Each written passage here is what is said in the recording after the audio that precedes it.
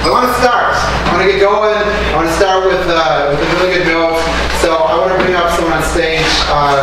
He is one of the people that really is one of the people that are instrumental in starting performance poetry in Kalamazoo. He's been doing this forever. He was on the 1999 Kalamazoo Poetry Slam team. Please welcome to the stage, Kevin Charles.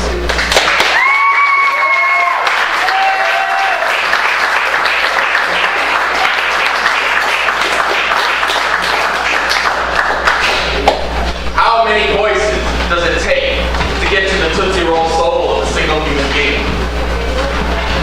This poem requires a little bit of participation, so let's all get an answer.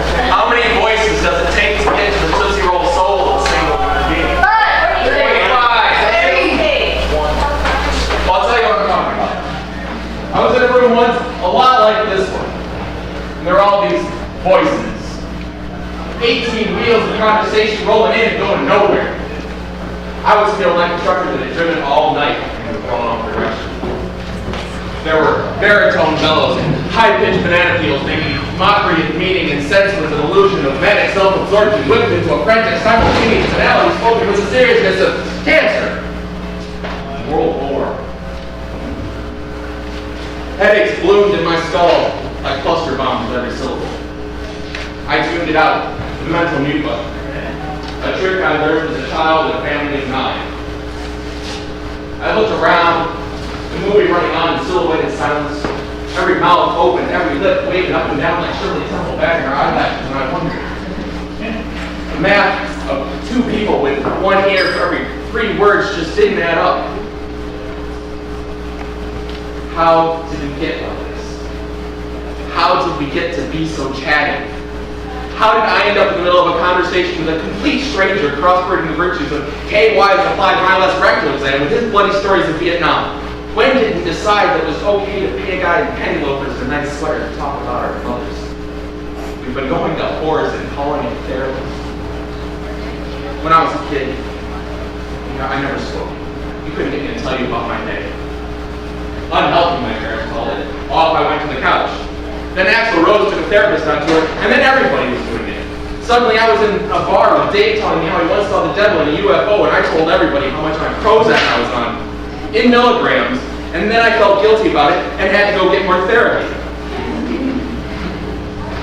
And the internet chokes with strangled voices. In the chapbook, ink spoils the mangled childhood, and coffee drowns the throats of suicide thirst. Checks of pain bounce across the attention span of the nation, and I don't keep my own secrets anymore. And that's how it happens. That's why I couldn't hear anything. That's what I didn't understand. But in this room, I hear it now. I understand. We're all saying the same thing. Can you say that with me? Ready? We're all saying the same thing. We're all saying the same thing. We're all saying the same thing. We're all saying the same goddamn thing. I'm a person. Listen to me. I'm worthy. Listen to me. The one thing I want most in this world is for someone, anyone, to listen to me. But listen.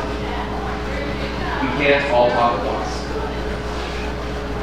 It's not easy, but I know that sometimes I need to set aside the 16 details of my day and listen. Sometimes I need to forget the stories that I know too well and listen. If I ever want you to hear me, then sometimes I need to listen to you. We're all saying the same thing.